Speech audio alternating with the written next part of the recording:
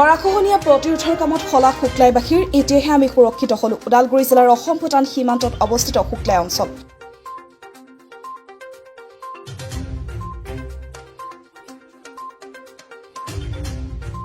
এসময়ত বন্য জীৱ-জন্তুৰ মুক্ত বিচৰণথলী শুক্লাইত দিনতে বন্য হস্তি দল সোমাই খেতিপথাৰ বিনষ্ট কৰি ঘৰ দুৱাৰ ভাঙি পেলাইছিল। কমপ্লিট হৈছে আৰু এই মাহৰ ভিতৰতে আমাৰ সম্পূৰ্ণ এই চাইডতো ইতিমধ্যে শেষ হৈছে। দুই চাইডৰ কাম আছিলে, এইফালে 25টা ডিফ্লেক্টৰ, সেইটো চাইডে 20টা ডিফ্লেক্টৰ। 25টাটো ইতিমধ্যে কমপ্লিট হৈছে আৰু 25টা এই সপ্তাহৰ ভিতৰতে 25টা সম্পূৰ্ণ হ'ব বুলি আমি প্লানিং তেনেকুৱাই ৰাখিছোঁ। আৰু কামটো আমি ভালেই কৰি আছোঁ, ৰাইজেও দেখি আছে কেনেধৰণে কৰি আছোঁ কামটো, আৰু অতি সোনকালে কৰিম বুলি আমি এই মাহৰো মানে আমি তাৰ আগতে কৰাৰ মানে প্লানিং কৰি আছোঁ। আমি অতি সোনকালে শেষ কৰিম বুলি।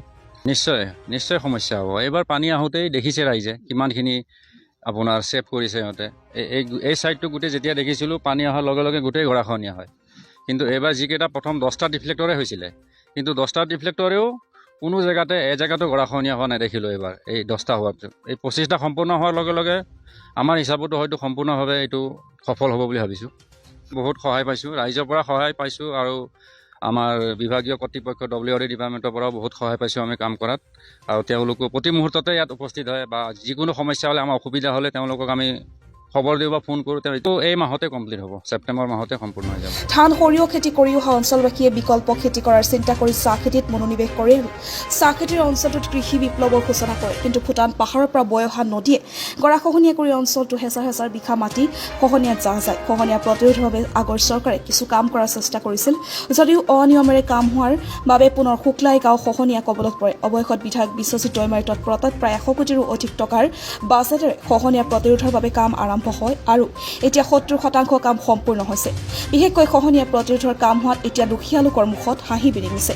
শুক্লাই এজন বৃদ্ধ ব্যক্তি হৰিচন্দ্ৰ নেওপানী কয়, এতিয়া আমি সুৰক্ষিত আৰু আমি ইয়াতে বসবাস কৰিম বা থাকিম বুলি ভাবে আমি আশা কৰা নাছিলোঁ। আজি জিবি চৰকাৰৰ নেতা এজন MLA বিশ্বজিৎ দৈমাৰীয়ে চহপুৰৰ পৰা আহি পেলাই আমাৰ ইয়াত ওদালগুৰি ডিষ্ট্ৰিক্টত নেতা হৈ পেলাই আমাৰ এই অঞ্চলৰ মানুহৰ ইমান উপকাৰ হ'ল, এইটো আমি ভাবাও নাছিলোঁ। এনেকৈ হ'ব বুলিও আমি ভাবা নাছিলোঁ। তেওঁৱে আজি ইয়াত নেতা হৈ পেলাই আহি আমাৰ এনেকুৱা লাখ লাখ কৰড় আমাৰ ইয়াত উদ্ধাৰ উপকাৰ হৈছে। গতিকে আৰু আমি তেওঁক আৰু এটা ধন্যবাদ দিম। আৰু এইখিনিমান কাম হ'ব বুলি ভাবে আমি সপোনতো ভাবা নাছিলোঁ। কিন্তু আজি আমি দেখা পালোঁ এই জেগাত বহি পেলাই আমি আৰু 85 বছৰ বয়স হ'ল, এই শুক্লাই নদী ক'ত কিমান ঘৰ আছিল এই উঠি পেলাই ক'ৰবাত গেল, মানুহৰ বিচ্ছিন্ন হৈ গেল। কিন্তু যিমানখিনি মানুহ থাকিছে এই মানুহৰ এতিয়া একদম আৰু এতিয়া বাক্সাত সোমাও নিচিনা হৈছে। নেতাই কৰিছে এইটো বুলি ভাবে আমি বিশ্বাস কৰিছোঁ। আৰু বিশ্বজিৎ দৈমাৰী চহপুৰত আছিল, আমি মাত্ৰ শুনিছিলোঁ মাত্ৰ, আৰু নামটোৱে শুনিছিলোঁ, কিন্তু মানুহ দেখা নাছিলোঁ। আমি দেখাও পালোঁ তেওঁৰ কিমান পাৱাৰ, এইটো পাৱাৰটো আমি দেখা পালোঁ। আৰু আমাৰ এই অঞ্চলত এনেকুৱা বাচিব, আমাৰ এটা এনেকুৱা উপকাৰ হ'ব বুলি ভাবি আমি ভাবা নাছিলোঁ। কিন্তু আজি আমি ভোগ কৰিব পাইছোঁ। আৰু আমাৰ ভৱিষ্যতৰ কাৰণে ল'ৰা নাতিনাৰ কাৰণে একদম এটা থকা সুবিধা হ'ব বুলি ভাবি আমাৰ আশা আহিছে।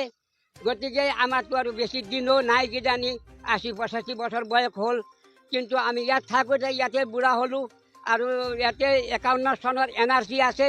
গতিকে থাকাটো আৰু কিমান হ'ল এইটো চবে অনুভৱ কৰক। কিন্তু এনেকুৱা এটা নেতাটো বুলি ভাবে আমি জানা নাছিলোঁ। এইবাৰ আমাৰ ভগৱান প্ৰকট হৈছে বিশ্বজিৎ দৈমাৰী, আৰু বেলেগে যদি কৰিছে হ'লেও কিন্তু এইটো MLA অধ্যক্ষ মহোদয়ে কিজানি কৰিছে বুলি ভাবে আমাৰ বিশ্বাস আছে। গতিকে আমি একদম তেওঁক লাখো ধন্যবাদ দিম। এতিয়া আমি নিৰাপদ স্থানলৈ যাব নালাগে আৰু আমাৰ চাহ খেতি সুৰক্ষিত হ'ব। আমি এতিয়া জীয়াই থাকিব পাৰিম। জানিব পৰা মতে গুৱাহাটীস্থ DK কোম্পানীয়ে উক্ত কামৰ দায়িত্ব লৈ অতি কম দিনত উন্নতমানৰ কাম কৰি আহিছে। হয়, এই কামটো আমাৰ ডি কুমাৰ এণ্ড কোম্পানী নামৰ কোম্পানীয়ে কাম পৰিচালনা কৰি আছে। কাম অতি ধুনীয়াকৈ হৈ আছে। আমি ইয়াত আহিখিনি চাই আছোঁ কামটো কেনেকৈ হৈছে। যিহেতু আমি ভুক্তভোগী এই অঞ্চলৰ ৰাইজ, আমাৰে মাটিৰ সমস্যা হৈ আছে, সেয়ে আমি চাই আছোঁ কামটো তেওঁলোকৰ ফালৰ পৰা কামটো যথেষ্ট ভাল হৈছে তেওঁলোককো আমি ধন্যবাদ দিছোঁ ডিমাকুছিৰ পৰা Bhuban Thakaliya report the North East times